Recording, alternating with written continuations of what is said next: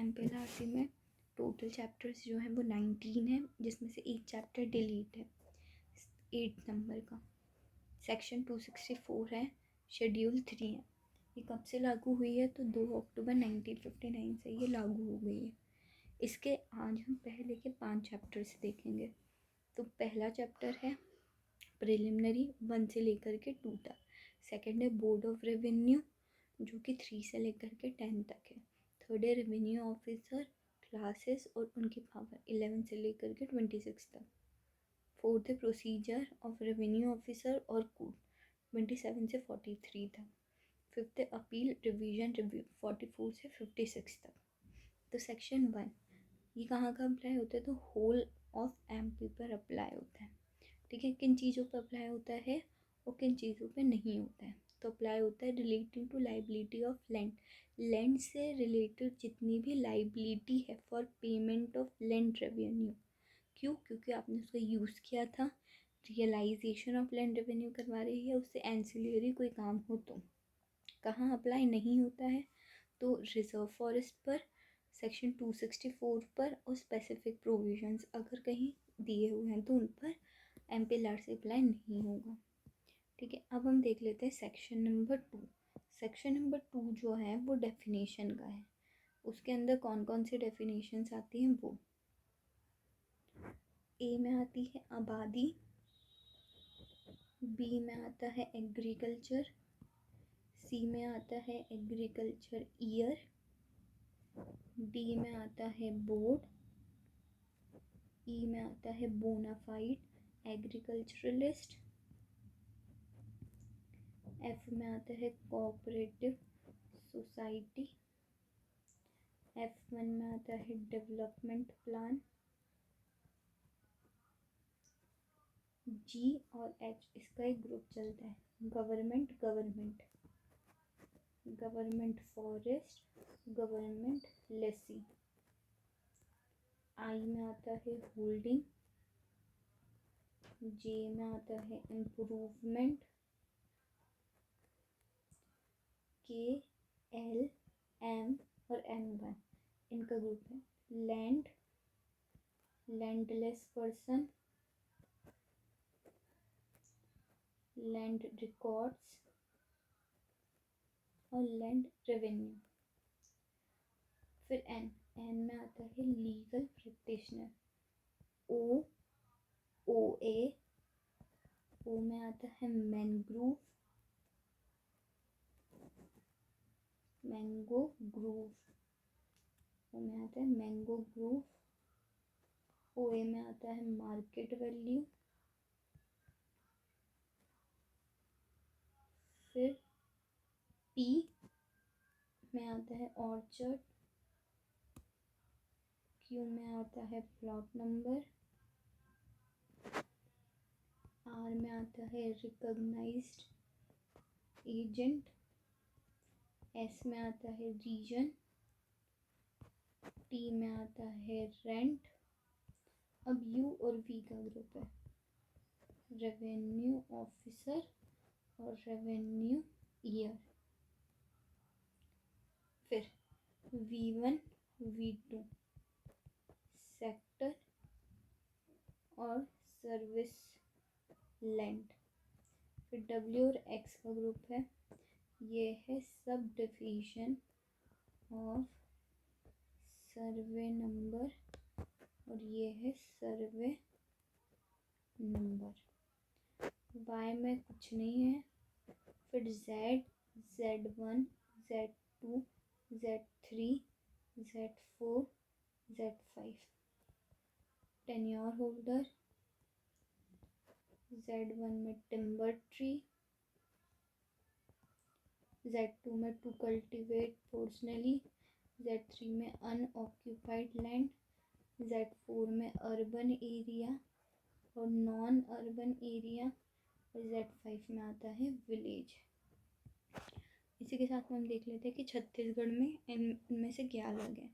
छत्तीसगढ़ में ये F1 वाला अमेंडमेंट नहीं है, M1 वाला अमेंडमेंट नहीं है, मतलब उन्होंने डेफिनेशन में तो कहीं पर भी नहीं किया है। ओ भी उन्होंने डाला हुआ है एक, ओ भी काय का है, ओ भी है इसमें urban land, urban land, urban land मतलब holding land under master plan या डेवलपमेंट पॉलिसी, मास्टर प्लान या डेवलपमेंट पॉलिसी के अंदर का जो भी लैंड है वो। इसके बाद में अब आगे चले तो V1 V2 नहीं है, यहाँ पे जो वाई है ये है टेनेंट, बाकी तो सारी डेफिनेशन इसमें सेम ही है। अब हम एक एक डेफिनेशन को देख लेते हैं कि हर एक डेफिनेशन में क्या है। ठीक है, सबसे पहले लैंड देख लेते हैं। लैंड में आता है ज़मीन के ऊपर का पानी और ज़मीन के अंदर का, दोनों, वाटर। ठीक है, थिंग्स अटैच और permanent fastened to the earth. Landless person मतलब कोई भी बोनाफाइड एग्रीकल्चरिस्ट, उसकी फैमिली के साथ में जॉइंटली या इंडिविजुअल ऐसी ऐसी प्रिस्क्राइब्ड लिमिट से कम लैंड जो कि बताई गई हो। फैमिली के अंदर स्पाउस, इशूज़ और पेरेंट्स आते हैं। इसके बाद में हम ऑर्चर्ड देखते हैं। ऑर्चर्ड क्या होता है, कोई एक ऐसा पीस ऑफ लैंड जहाँ पे इतने नंबर ऑफ फ्रूट्स ट्रीज लगा दिए गए हैं कि उनको लगाने के बाद में या जो वो बढ़ जाएंगे उसके बाद में वो लैंड या part of land planting of trees के अलावा किसी और यूज़ में नहीं आ सकती है, तो उसको बोलते हैं orchard. Sub division of survey number होता है, सर्वे नंबर को वो पोर्शन, सर्वे नंबर का वो पोर्शन जो एरिया या फिर लैंड रेवेन्यू पेबल के बारे में बताता है, और ये सर्वे नंबर के नीचे आता है। सर्वे नंबर क्या होता है, खसरा नंबर को ही सर्वे नंबर बोलते हैं। टेन्योर होल्डर, टेन्योर होल्डर वो होता है जो कि सेंट्रल गवर्नमेंट से मिली हुई लैंड को होल्ड करता है या जो भूमि स्वामी होता है वो। ठीक है, टिम्बर ट्री, 12 टाइप के टिम्बर ट्रीज हैं, सागवान, बीजा, शीशम, साल, साजू या एन, तिनसा, चंदन, हल्दू, मुंडी, अर्जुन, तेंदु, खमार, ये 12 टाइप के जो हैं वो टिम्बर ट्रीज हैं। टू कल्टिवेट पर्सनली मतलब या तो खुद अपने लेबर्स हैं या फैमिली मेम्बर्स है या किसी सर्वेंट को या वेज पेएबल को रखता है जिसको वो कैश में या काइंड में जो है वो वेजेस देता है लेकिन शेयर ऑफ क्रॉप नहीं देता हो, या हायर्ड लेबर खुद के सुपरविजन में या फिर फैमिली के सुपरविजन में। ठीक है, अनऑक्यूपाइड लैंड मतलब वो लैंड जिसमें से हम आबादी लैंड, सर्विस लैंड, भूमि स्वामी की लैंड और गवर्नमेंट लेसी की लैंड को हटा देंगे तो बची हुई लैंड होती है अनऑक्यूपाइड लैंड। इसके बाद में हम देखते हैं अर्बन एरिया। अर्बन एरिया क्या होता है, म्यूनसिपल कॉरपोरेशन में दिया हुआ, म्यूनसिपैलिटी में दिया हुआ, notified area of municipal corporation, municipality या विलेज जो स्टेट गवर्नमेंट बोलते हैं। नॉन अर्बन एरिया जो कि अर्बन ना हो। विलेज मतलब नॉन अर्बन एरिया जो इस एक्ट के पहले हो या इस एक्ट में जिसे विलेज कह दिया गया हो या सर्वे नंबर में जिसे सर्वे लैंड सर्वे में नॉन अर्बन जिसे विलेज माना गया हो या स्टेट गवर्नमेंट ने नोटिफाई कर दिया हो। अब हम देखते हैं आबादी। आबादी मतलब होता है area reserve for village for inhabitant. ठीक है, अगर हम देखें छत्तीसगढ़ वाला तो छत्तीसगढ़ में यहाँ पे लिखा है village in urban area, village in non urban area.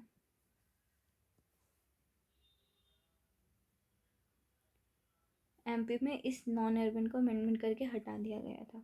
तो पहला क्या हो गया, किसी भी विलेज का वो एरिया जहाँ पे इनहेबिटेंट रहते हों, ठीक है, विलेज साइड या गांव स्थान। एग्रीकल्चर में हमें क्या देखना है, बीटल लीव्स या वाटर नट हो, हॉर्टिकल्चर हो, प्लांटिंग या अपकीपिंग ऑफ ऑर्चर्ड हो, फोडर, ग्रेजिंग, थैशिंग हो, या शहर से 5 किलोमीटर बाहर कोई पोल्ट्री कर रहा हो तो वो आता है एग्रीकल्चर में। एग्रीकल्चर ईयर में क्या होता है, 1 जुलाई से शुरू होता है। वो बोनाफाइड एग्रीकल्चरिस्ट मतलब जो पर्सनली कल्टीवेट करता है या रीजनेबल एक्सपेक्टेड है कि वो पर्सनली कल्टीवेट करेगा। गवर्नमेंट लेसी मतलब holding land from state government, उसे बोलते हैं गवर्नमेंट लेसी। होल्डिंग मतलब क्या होता है, parcel of land separately assessed या फिर हेल्ड अंडर टेन्योर, इसको हम बोलते हैं खाता हिंदी में। इम्प्रूवमेंट, इम्प्रूवमेंट में हमको देखना है कि it adds materially the value of holding. इसके अंदर क्या नहीं आता है, कोई टेम्प्रेरी चीज़ें करी हो, कोई पेटी ऑल्ट्रेशन करा हो, या कोई ऐसा काम करा हो जिससे कि उसकी वैल्यू कम हुई हो। लैंड रेवेन्यू ये स्टेट गवर्नमेंट को दिया जाता है और इसके अंदर आता है प्रीमियम, रेंट, लीज और क्विंटल रेंट। रीजन में हम देखें मध्य भारत, महाकौशल, भोपाल, विंध्य और सिरोंज, ये 5 एरिया आता है। मार्केट वैल्यू जो होती है वो कलेक्टर डिसाइड करता है। रेवेन्यू ईयर, अगर ऑप्शन में स्टेट गवर्नमेंट और 1 अक्टूबर देना दोनों दिए हैं तो हम स्टेट गवर्नमेंट लगाएंगे। सेक्टर अर्बन में होता है और सर्विस लैंड जो होती है वो नॉन अर्बन लैंड होती है जो कोतवाल को दी जाती है एग्रीकल्चर करने के लिए, जितने टाइम के लिए वो कोतवाल है। रेंट पेड या पेबल, कैश या काइंड में, कौन देता है? लेसी भूमि स्वामी को for the use of the land, ये गवर्नमेंट लेसी गवर्नमेंट को दे। ठीक है, एक बार हम और डेफिनेशन को देख लेते हैं। आबादी, आबादी में हमें क्या क्या याद रखना है?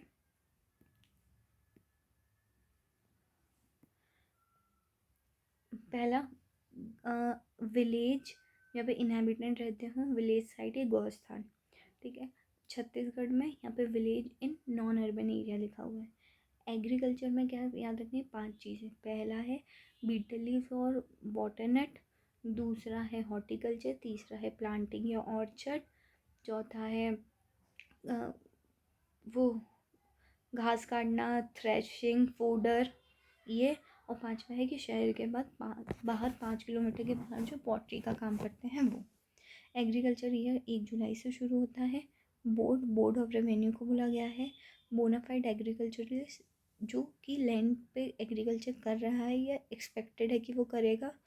Cooperative society, development plan, government forest, government lessee जो गवर्नमेंट से लैंड लेता है। Holding parcel of the land या फिर parcel of the land holding for land revenue या फिर होल्डिंग अंडर टेन्योर।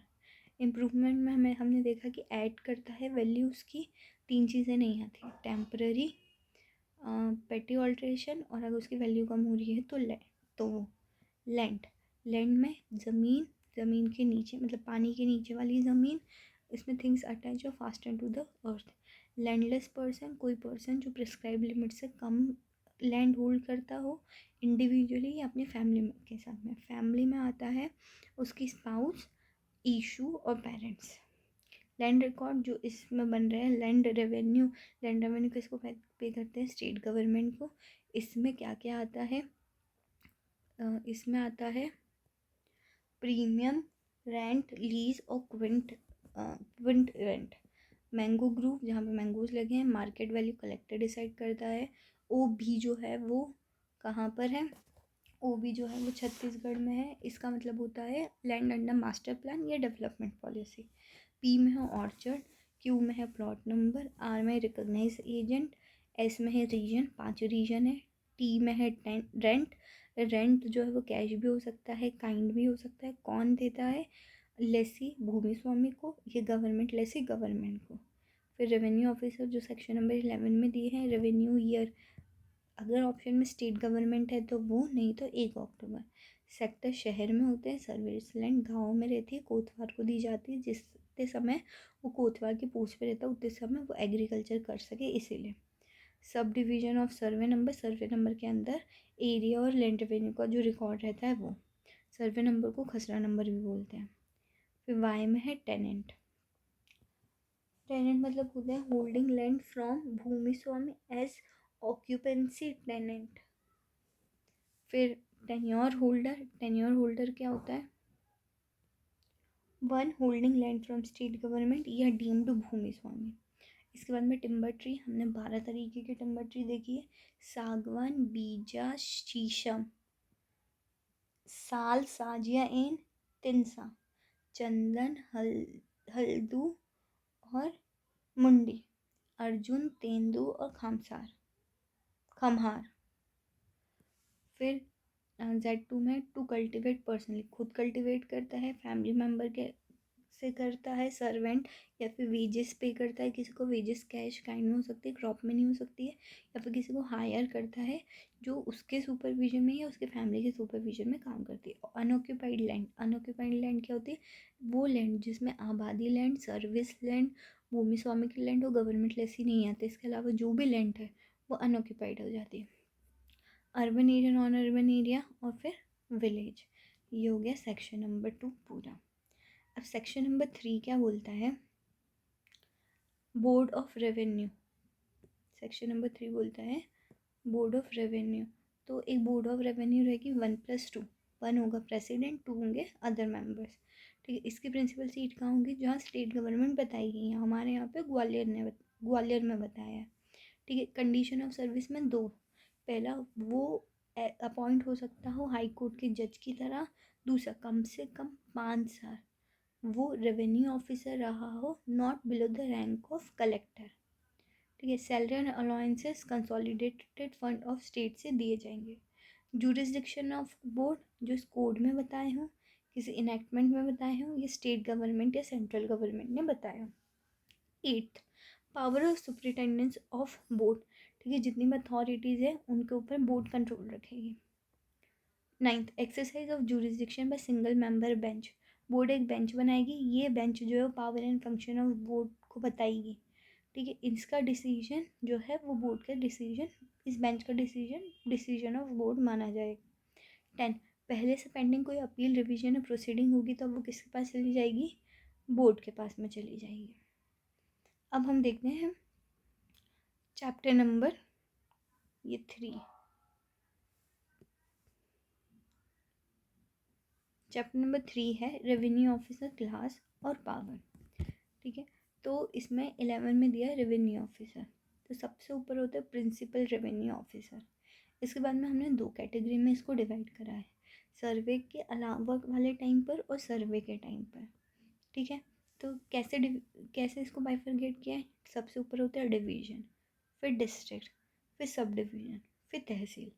तो डिवीज़न में होता है कमिश्नर, एडिशनल कमिश्नर, ये कमिश्नर ऑफ लैंड रिकॉर्ड, ये additional commissioner of land record. District में होता है कलेक्टर या एडिशनल कलेक्टर, और यहाँ पे डिस्ट्रिक्ट सर्वे ऑफिसर।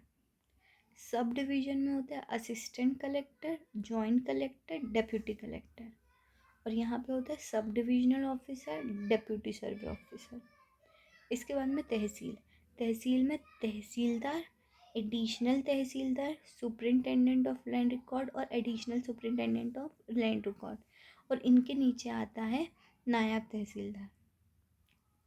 और अगर हम सर्वे के टाइम पे देखें तो ये हो जाता है असिस्टेंट सर्वे ऑफिसर। ठीक। 12, control over land revenue. 13, power to alter, create या एबोलिश किसी भी डिवीजन, डिस्ट्रिक्ट, सब डिवीजन या तहसील को। 13A में दिया है साइबर तहसील के बारे में। अब 13B से लेकर के 20 तक में अपॉइंटमेंट्स हैं। देखो, सबसे ऊपर होते हैं प्रिंसिपल रेवेन्यू ऑफिसर, उसके नीचे होता है commissioner, additional commissioner, collector, additional collector, फिर assistant collector, joint collector, deputy collector, tehsildar, additional tehsildar, naib tehsildar, superintendent of land record और additional superintendent of land record. तो ये शुरू है 13B, 14, 15, 16, 17, 18, 19 और 20। ठीक है, 21 में कुछ भी नहीं है, डिलीट है वो। 22 में बोला है कि जो असिस्टेंट, जॉइंट और डेप्यूटी कलेक्टर है, कलेक्टर इन्हें सब डिविजनल ऑफिसर का इंचार्ज बना सकता है। इन सब का अपॉइंटमेंट जो है स्टेट गवर्नमेंट करती है। ठीक है, लेकिन तहसीलदार को तहसील का इंचार्ज बनाने का काम कलेक्टर का होता है, और असिस्टेंट, जॉइंट और डेप्यूटी को सब डिवीज़न में इंचार्ज बनाने का काम भी कलेक्टर का होता है। 23 हम देख लेते हैं। 23 ये बोला है कि तहसीलदार और एडिशनल तहसीलदार के नीचे नायब तहसीलदार आता है।